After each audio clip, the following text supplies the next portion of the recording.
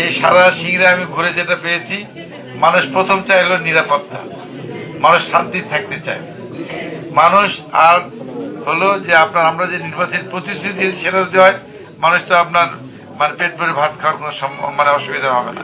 ওগুলো তো হবেই রাষ্ট্রীয়ভাবে, বিএনপি কথা যেহেতু যেহেতু প্রতিশ্রুতি দিয়েছে আমাদের তারেক রহমান, আমরা আদায় করে সারবো। আর হলো এলাকার উন্নয়ন, তো যাই হোক এলাকার উন্নয়নের কথা তো বললাম, আর নিরাপত্তার ব্যাপারে বললাম। আমি আগে যেটা বলেছি এখনো বলে যাচ্ছি যে আপনারা ভালো থাকবেন, ভালো থাকবেন। কেউ এই ইউনিয়নে অনেকেই এখনো গতকাল পর্যন্ত অনেক মাস্টারি করেছে। আমি এখান থেকে মেসেজ দিয়ে গেলাম ওদের শেষ আগ থেকে কোন রকম মাস্তানি চলবে না, আমি বলে গেলাম। অন্যভাবে চোখ রাঙানি চলবে না, বললে কঠোর ব্যবস্থা গ্রহণ করা হবে।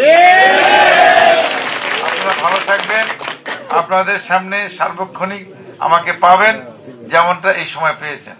আমি সিংড়াই থাকবো, অনেক উল্টো পাল্টা বলেছে আমি সিংড়ে থাকি না, আমাকে সবসময় পাবেন। তাই আপনারা আমার সাথে যোগাযোগ রাখবেন, যে কোনো সমস্যায় আপনাকে পাবেন। এবং আপনাদের মধ্যে যে সৌহার্দ্য সম্প্রতি পরস্পরের মধ্যে, এটা আগামীতে বজায় রাখবেন। ইনশাল্লাহ এলাকায় উন্নয়ন হবে, সব হবে।